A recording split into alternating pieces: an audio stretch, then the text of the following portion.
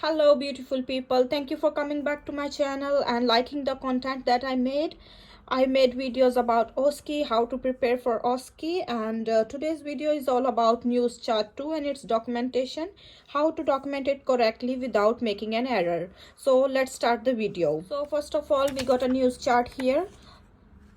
It would be colored on the exam day, and then the full name of the patient. So I got a tiny paper. It says all the details. Let's say my patient's name is Josephine Noble. I'm gonna write it here. It will be pre-filled on the exam, so don't worry about it. And the date of birth as well. Make sure you just confirm the date of birth and details with the patient. Date of the admission. Yeah, so our details are complete now. So you will get a tiny paper.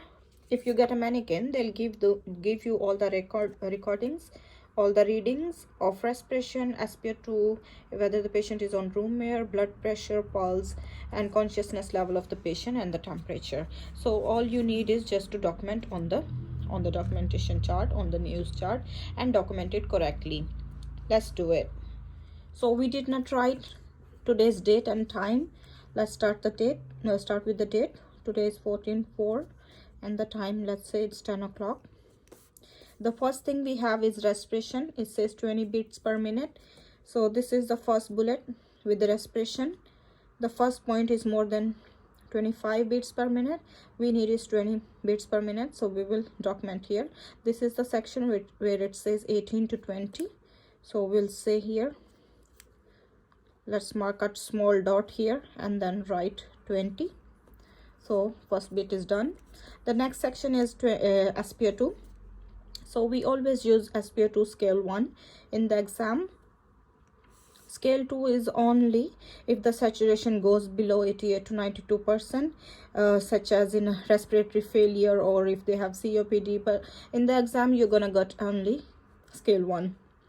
So SpO2, it says 94%. 94 to 95 is the second box, so 94. Yeah, we're gonna document here and then write a tiny one, 94. This one is done. My patient, we are not touching this one. He's on room air. Let's write A. If he's on room air. If you're giving oxygen, you need to write how many liters you're giving. If it says 2 liters, write 2. Whether it's nasal cannula, venturi mask, or whatever mask, the device you are using to give oxygen, you need to write it here. Now this one is done. Next is blood pressure monitoring. So blood pressure, it says 130 by 90. So we need to locate where is 130. It says here 121 to 140. So it would come in the middle.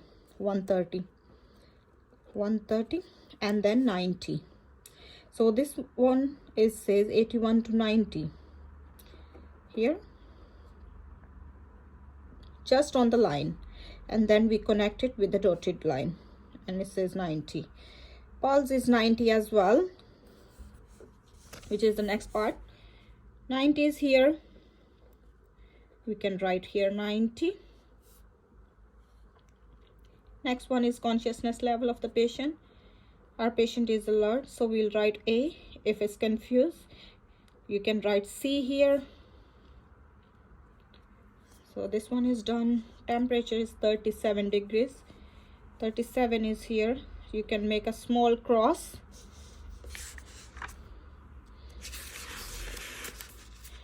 So you can make a small cross and write 37 here. So all the parameters are documented well. Now we have documented everything. What do we need to do next? It says here we need to write news total. Yep. So let's go through it again. Respiration we documented as 20. If we go along, we will see the score. So 20 is 0 score. 94% SpO2, it's 1 score. On room air, it's 0 score. And the systolic blood pressure was 130, diastolic 90. So we only calculate systolic. and it's 130, 0 score. Yeah, then our pulse was 90, 0 score as well. Patient is alert, 0 score for that. And the temperature is 37, also 0 score for that. So how many numbers do we get? 0, 1, 0. So we got 1. Our new total score is 1. And then how do we read monitoring frequency? So don't worry, you don't need to remember. You will get a paper at the back of the news chart. Everything is there. All the monitoring frequency is there. It gives you information what is the new score of the patient and what's the frequency of monitoring, and also the clinical response. So if you don't remember it in the exam, you can just go through it on the back of the paper and just read it. So our score is 1. So it says if you get 0 score, minimum frequency of monitoring is 12 hourly.